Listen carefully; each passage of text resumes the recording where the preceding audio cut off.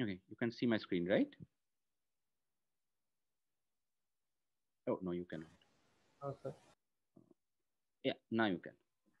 Yes. Okay, so so far what we have seen is action value method, where we estimate an action's value. Value is the mean reward, right? Expected reward by the samples we have seen so far. And that's what we do. And we kind of take a greedy or some kind of, we compute some function out of it and then choose the next action. And whatever we do, essentially we choose some way the greedy action next. Even the UCB is sort of greedy. Instead of taking the function is not the estimated reward so far, it has some other quantities together with it, or the epsilon greedy is just relaxation of greed. Now, this what we're going to see today is a totally different approach, but you will relate to this much more because you have done so much of machine learning this semester. Uh, Except that instead of gradient descent, we will do gradient ascent or ascent rather. So what we do is we would put preference scores. Uh, we call them HTA towards every action A. So then let's say there are K actions, right? So let's say HTA is the preference towards action A at time step T. And so these are essentially what the variables are. So in normal gradient descent or any kind of learning problem, what do? We have our variables x, y, or x1, x2, xn, whatever it is, right? Or we have the parameters, right? So we have the parameters that we want to change to learn the best way, right? So here, these are our variables that we want to change. We want to keep updating so that we maximize something. So what do you want to maximize? Okay, so essentially what will these preference scores give us?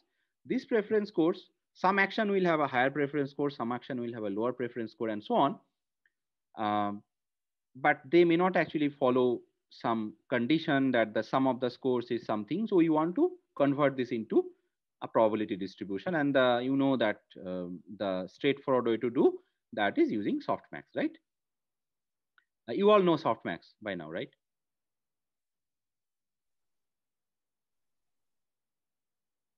Yeah, Shujan said something. Yes, sir. Yeah, Yes. fine.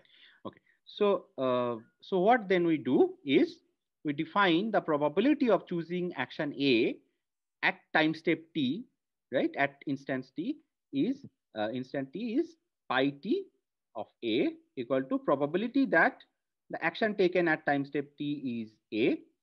And this is nothing but essentially we convert these numbers HTA for all actions, all different actions into a softmax distribution.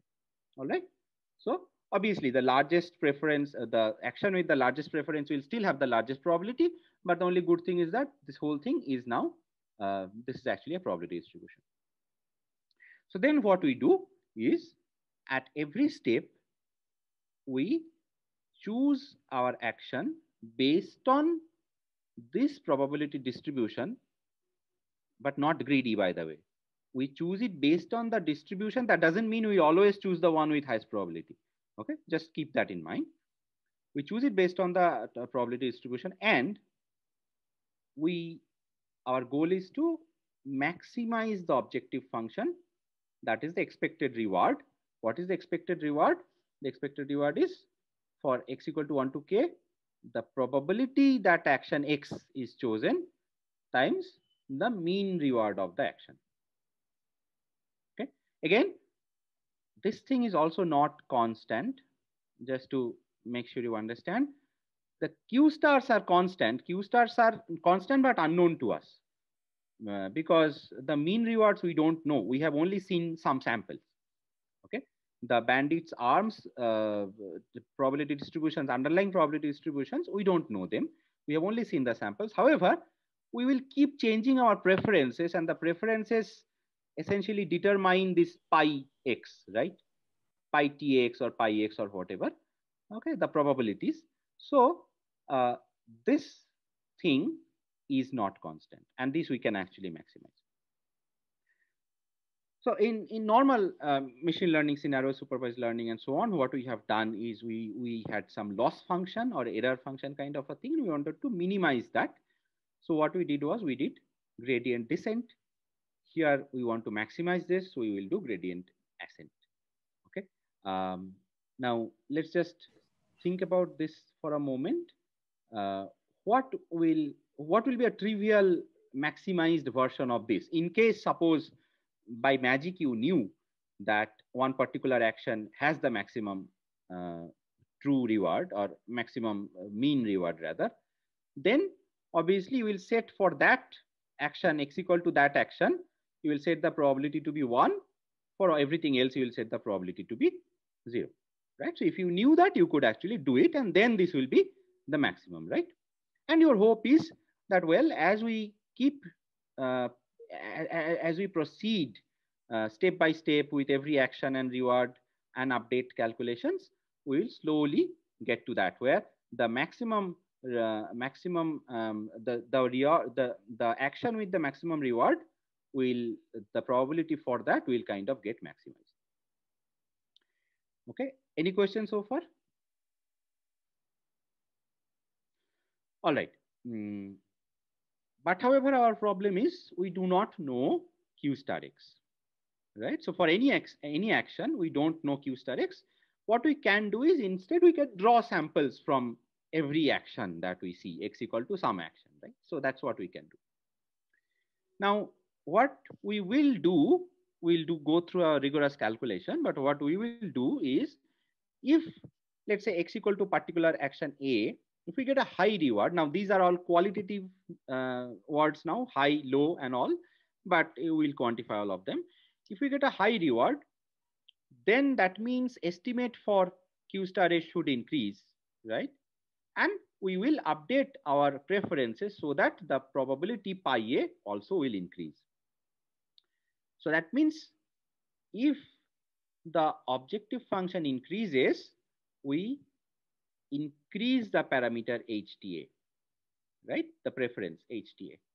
So essentially, then and this we do by sample, right? So we never know everything. We never know. First of all, here there is nothing called the whole data set. But even if you think we don't actually have a huge data to start with or something, we go step by step. So basically, what we are doing is we will do stochastic gradient ascent. Okay, so now let's actually try to look at the math. So our update rule then will be h t plus 1 a. So that means the preference for action A at time step t plus 1 equal to the preference for action A at time step t plus some alpha learning rate, right? And times the gradient of the expected reward. So this RT is not dependent on a particular action. So RT is the whole total reward basically, right? So RT, reward at that point, RT with respect to this particular preference. Okay, so this will be our update rule, but we will actually see in detail where this expectation, as we said, is this sum over pi tx q star x. Now what we will do is we will investigate this particular quantity in great detail. Okay, so we'll actually do the derivative and gradient calculation and see what does it mean. So first we will take a look at one particular property, that del pi tx del HTA. What is pi tx? Pi tx is the softmaxed version of HT, right? So del pi tx del HTA is pi tx times the indicator when A is equal to x minus pi t A. Okay, this indicator is, if A is equal to x, then this is 1, otherwise it is 0. So if A is equal to x, then I have pi tx times 1 minus pi ta, and if A is not equal to x, then I have pi tx times minus pi ta. Okay, so let's first prove this portion. So this is simply our derivative rule, that if you have to take the derivative of this quantity, which is a numerator and denominator. Then what you have is you have denominator times derivative of numerator minus numerator times derivative of denominator divided by denominator square, right? So now let's look at this quantity slowly. So this portion del EHTX del HTA times sum of this, right? Now HTA, we are actually taking partial derivative with respect to HTA. Then for other x, for x equal to anything not equal to a, it doesn't matter, right? So that's actually going to be 0, the partial derivative. So what we have is, it's the indicator a equal to x times e power htx. And obviously when it is not 0, the derivative of e power htx is going to be e power htx. So what we have is indicator a equal to x e power htx. So this left side essentially becomes this. What about this portion? This portion is also same thing. We can actually think of this portion as the sum of the gradients del e power hty del hta for all different y, and only one term will survive because all the other terms will be 0. Only one term will survive, and that is this hta portion. And that is when, so that is when your ht that is when your a will be equal to y. So what you have here is you have e power htx times e power hty, yeah. And below you have the same denominator, so you have the same denominator. Now we simply write this separately and this separately, so we simply separate it out. So what we have, yes? So in place of hty, shouldn't it be hta? E to the power in the second term differentiation. No, I think actually it is e to the power hty. I'm taking a call. Just hta by derivative of hta. So that would be 1. And e to the power hty. Yes. Let's come back to the question. I got distracted by a call. So yeah. So what you are saying is whether it should be yeah. So repeat again what you were saying. So I meant that for all other terms it will be 0. For only for y equals to a it will be survive. So shouldn't we write e to the power hty a? Okay, just a moment here. Why did it happen that way? Htx. So we have y equal to 1 to k.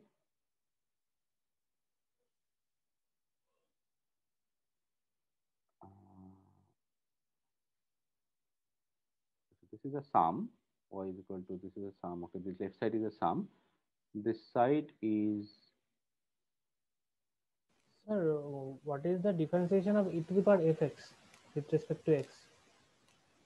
Oh, that is, I mean, e to the power x differentiation is e to the power x.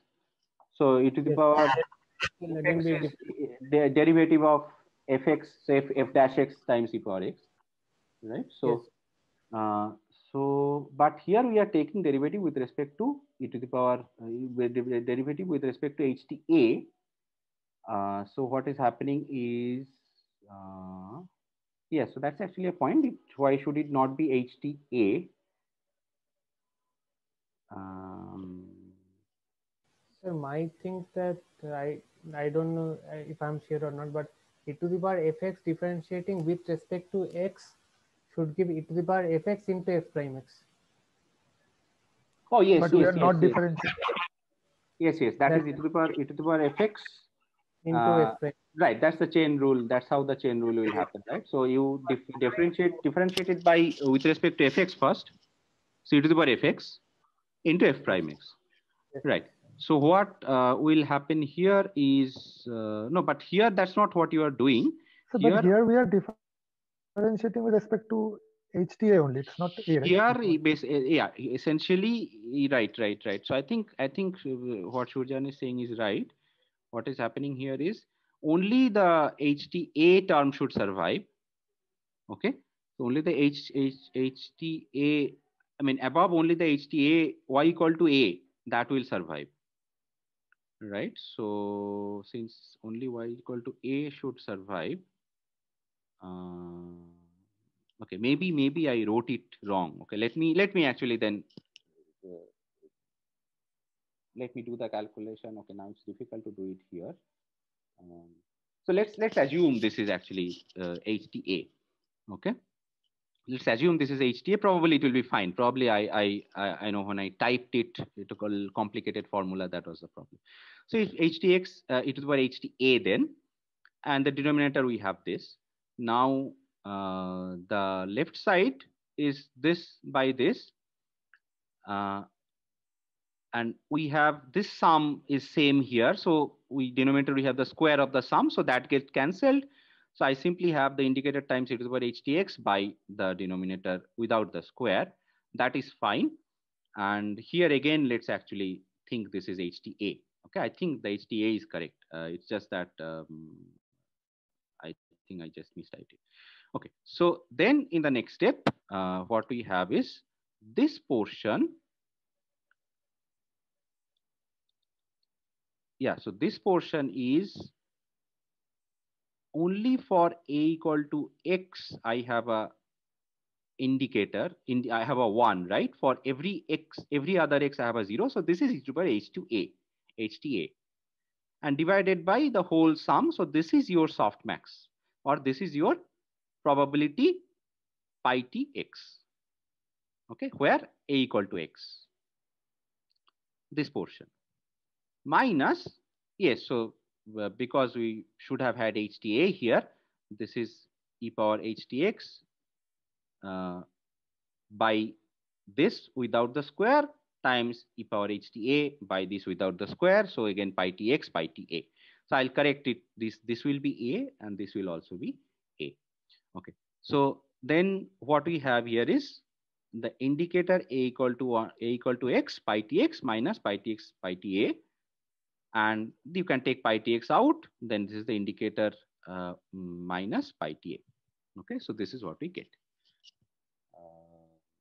Okay, so I'll actually correct the slides before I upload it to the website.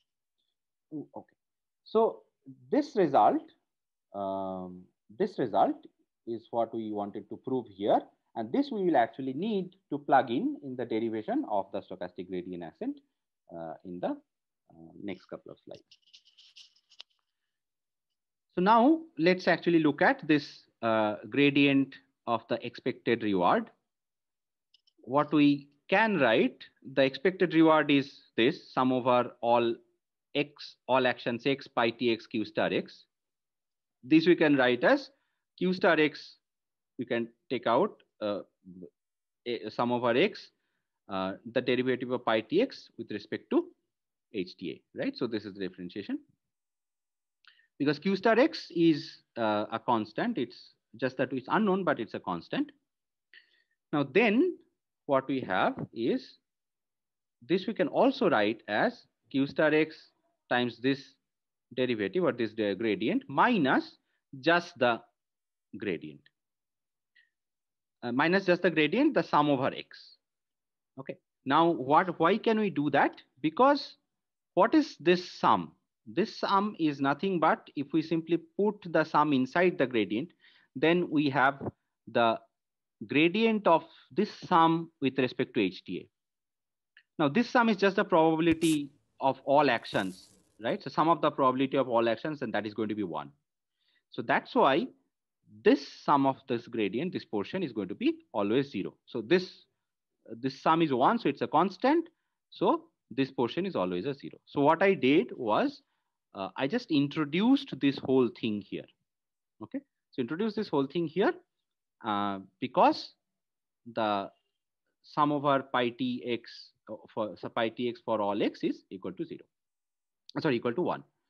Now, since we can do this minus this sum, we can as well do this minus something into this sum, right? We can actually introduce any constant term here.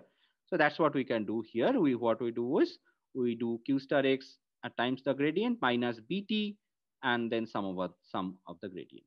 Now bt is any for any bt independent of x, independent of the action. So it doesn't have to be really a constant over different t. It has to be independent of the action to be taken right now. So this bt will be called the baseline reward. So just to give you the context right now, what is happening here is this is the expected reward minus this will be the baseline reward. Baseline reward means, am I doing better than what I hope or am I doing worse than what I hope, kind of a thing. So we'll see that in a while. And then we can actually write this together again. And this becomes q star x minus bt times the gradient. So this whole calculation was just a manipulation of introducing this baseline here. We'll see later that the baseline actually, I mean, for the theory, the baseline will not matter. However, for the numerical performance, the baseline, having a baseline or not having a baseline will actually make a difference. So this gradient, the gradient here is essentially then this portion. Now, what we do is further, we introduce in the numerator some pi tx and denominator also pi tx. Assuming that none of the probabilities are absolute zero, we can do that. So then what we have is we didn't, oh, I'm sorry here. The pi should also be, the LaTeX problem. So yeah, maybe I'll just correct it right now. This looks very bad.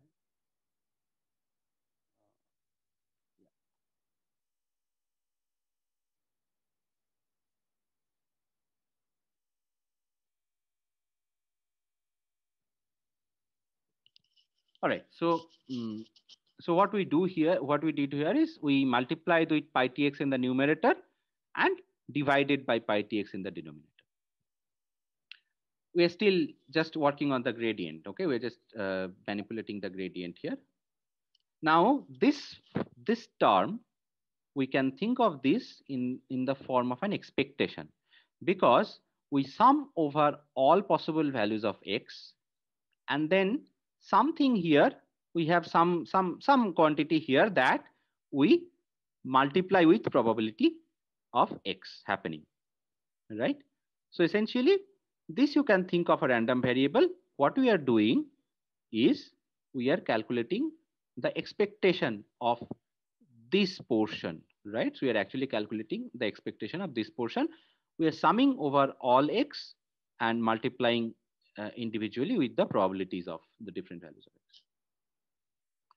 So then we can think of it as the expectation of this q star x minus bt and this derivative divided by this, okay? And now we don't know q star a, right? But what we know is that q star a or q star at, right? So q star at at this point, whatever the action is, that is the expected value of the reward that I am getting if I am taking the action at. So this at, instead of x, what we did here, okay, what we did here is, because at time step t I'm taking the action at, first the at will be one of the actions, right? And what is the expected value of that q star at? Okay, whatever the expected value is, we are going to estimate it based on our reward that we are getting. So if we put, instead of q star at, if we put the RT, the reward here, the expected value of that reward will still give us q star at, right? So we can actually do that. If this is inside the expectations, we can actually replace something for which the expectation is q star at. Then what do you do about the baseline, right? So baseline, well, we said we can do anything, but what we do is, so we can use this replacement, but what we do, one possibility is, what is the baseline of any reward that we have received so far. So basically take one possible option is take RT bar average of all rewards so far. So we'll replace this by RT and this by average reward so far. Okay, so if we do that, then we can write this quantity as expectation of RT minus RT bar. Okay, and then the gradient remains the same. Now we use this first thing that we proved, right? So the first thing that we proved was the gradient of pi tx with respect to HTA was this. So we'll replace it here. And if we do that, then the gradient becomes, we replaced this by this here. So here x equal to AT, right? So we are actually for any time step t, we're actually taking that. So pi t AT, the indicator of A equal to AT, okay, and pi t A divided by pi t AT. Now this pi t AT cancels out. So what we are left with is expected value of R minus RT, sorry, R minus RT minus the average RT times the indicator minus pi t A. Now this is what our gradient is, and our gradient ascent update rule was that our whatever the parameter was plus alpha times the gradient, right? So it was HT plus 1A to be updated as HTA plus alpha times the gradient. And now this we can replace by this. So HTA plus alpha times RT minus RT bar, the indicator A equal to AT alpha TA. Now what does this mean? It looks pretty complicated as of now. I'm sure you will have to go through this again after I give you the corrected slides, of course. But what does it mean actually? It means that after each step T, after taking action A equal to AT and getting reward RT, we'll update. Now the update, there should be a bracket here. Just a moment.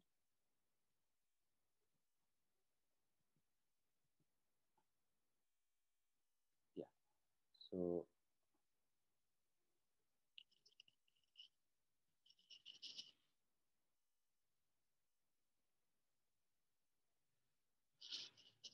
the update will not be same for all the HTA. So for the action, at this point of time, the action is A equal to AT, some particular action.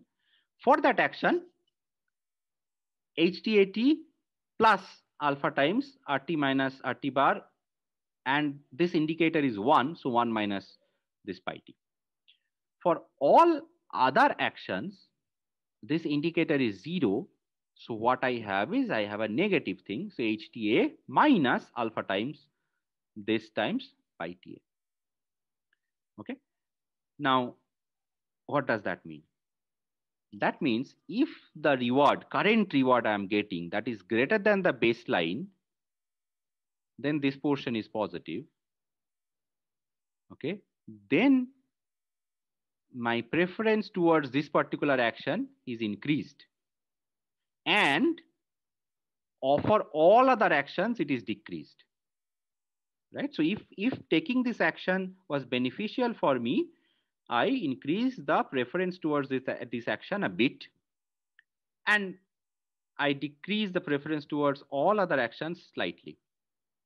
However, if the reward was not positive, sorry, not more than the baseline, right? So if this quantity was negative, then I actually decrease my preference towards this particular action, and in turn, this is negative, so minus minus. So essentially, for the preference towards all other actions will be increased.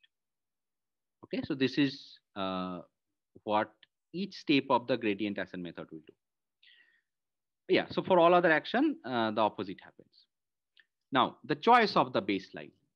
So the baseline BT, which in this case we are doing, we are taking the RT bar. That means the average reward seen so far. So the average reward seen so far is by definition, that has to be less than the maximal reward we could get, right? The maximal less than equal to the maximal reward we could get if we always did the best thing possible, right? If we always took the highest reward thing or whatever, we would have got more. So that is why this is a baseline, okay? And but however, as we have seen in the formulation, this BT could be anything. We have simply replaced it by the average reward so far, and that is not dependent on the current action, right? So average reward so far is up to previous action. That is not dependent on the current action. So we could actually replace the baseline by the average reward. But we could as well replace it by some kind of generic constant, right? We could make it 0. We could make it some big number. We could make it anything. And still, the algorithm that we looked at will still be a stochastic gradient ascent. How exactly? Because whatever this thing is, see, if suppose this number is still very large, relatively, we are still going to get the same things. So what is going to happen is, for some particular reward, we are going to actually, I mean, for all quantities will be negative here, right? So this RT minus R, this will be always negative because I'm never going to get that big reward, right? The baseline. So then what is going to happen is my preference is going to go down. But what will happen to the other actions, right? So for the other actions, the preference is going to go slightly up. Now, whenever you take the other so the next time, obviously, I mean, you're not going to take that same action all the time. So every action, the preference scores will kind of decrease all the time. And then finally, the system will adjust. So finally, the system will adjust such that your action again goes to the stochastic gradient ascent. Now, however, if you take a proper baseline, then the variance will be different. Variance of this algorithm will be different, and the algorithm will converge better. So essentially, this picture tells you the following. So this is baseline 0, no baseline at all, and this is baseline average reward. Now,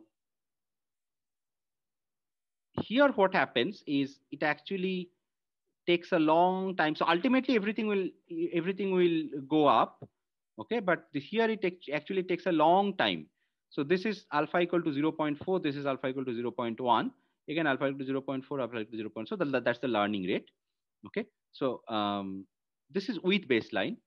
Okay. So with baseline, you actually get a much better performance because the rewards which are low, you don't think you should increase.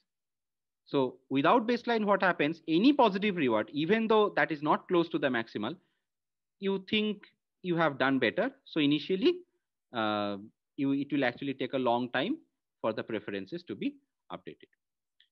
Okay, so that's kind of what the gradient ascent method does. Any question on this as of now?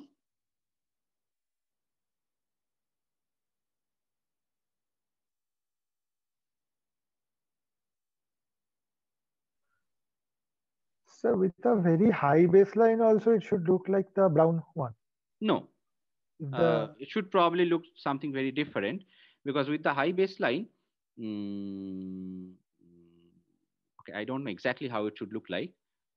So this is without a baseline. With the high baseline, what is going to happen? Let's actually try to understand from here. So with a 0 baseline, you are always going to have, I mean, initially at least, you're always going to have this positive, right? So since this is going to be positive, you are going to increase. So whatever action you take, you're going to increase that a bit. So we are going to decrease, right? If we have a very high baseline. Right. So no. So what I'm saying is with the 0 baseline thing. So in the 0 baseline thing, whatever the action you take, you're going to increase it. Now for the better actions, your reward is going to be more. So you're going to increase it more. For not so good actions, you're going to increase it less. And so basically that's how slowly the preference thing will go to kind of convergence. For a high baseline, what will happen?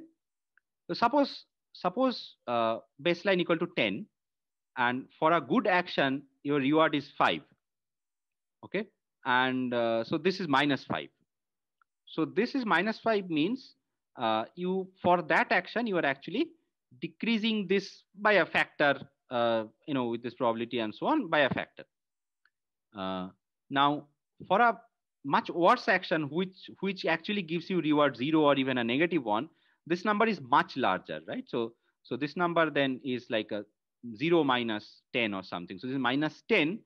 So you penalize them much more. Okay. So basically what happens is for your preference scores, instead of them being in the high positive, they become very low. But ultimately your probabilities are calculated by the softmax. So it will actually, the relative probabilities will still be the same thing. Because for good actions, this will be a low negative, and for bad actions, this will be a high negative. Right. So that's basically the point. Yeah. Okay. Now, obviously, I have not tried this out yet. So what I'm going to show you right now is your next assignment. Let me just get to that.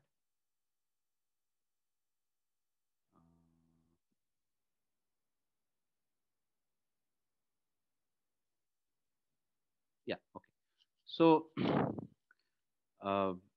yeah, obviously, in this course, we will look at reinforcement learning, more of an introductory portion of reinforcement learning only. And let's understand KAM armed bandit properly. So KAM bandit, this is the outline. I have a almost finished implementation myself somewhere else.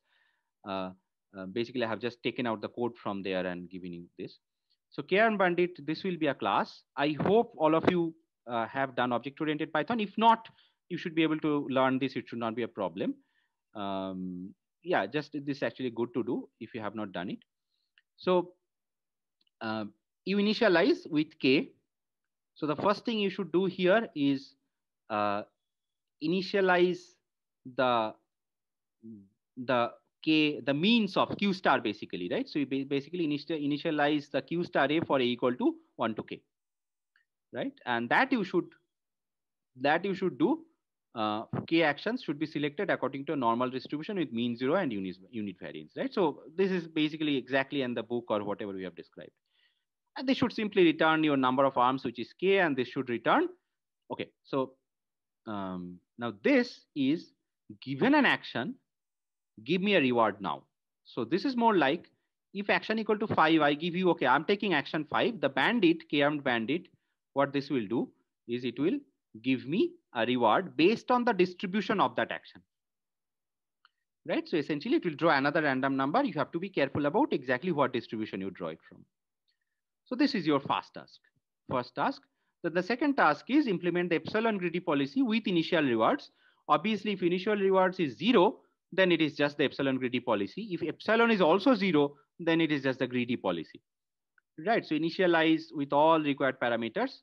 So I leave the details to you here, but obviously you can initialize your Q, right? So Q so far, number of times each action is taken. So N maybe, and all those things. So initialize that. Now you can call this policy to take an action. Of course, you should also pass bandit. You have to first initialize bandit and pass it here. So you take an action. That means you call the bandit to give it a reward, right? You choose an action and call the bandit to give it a reward. These maybe I have just put it here. I have given you some clues about why, because sometimes what may happen is many of your actions have the same estimated reward. So you want to break tie arbitrarily. However, if 1 to n all have the same score or same number, you cannot just pick one, because then every time you will pick the first one, right? So that's not what you can do. You have to actually choose a random number and do it or something like that, right? So that you have to do here. So it's basically greedy, but randomly greedy. And total reward so far and number of steps so far, this you should return. Okay. So similarly, so this implementation will take care of greedy, epsilon greedy, and epsilon greedy with initial rewards, all of them. And then you have to implement UCB initialization will be slightly different. It will have an exploration factor. There is no epsilon greedy anymore, and you pass the bandit, right? Everything else, you don't need anything else. Just exploration factor is the parameter. Again, you take an action, again, total reward and step. And then finally, the thing is, this is actually, I have not implemented myself yet. So I will do it before I send the assignment to you. So SGA bandit is stochastic gradient ascent bandit. This signature will change a bit. Okay, so I'll actually correct that. So then once you have done this, what you can do is you can actually simulate. So for example, just with the epsilon greedy and these approaches, what you can do is you can set different kind of epsilon.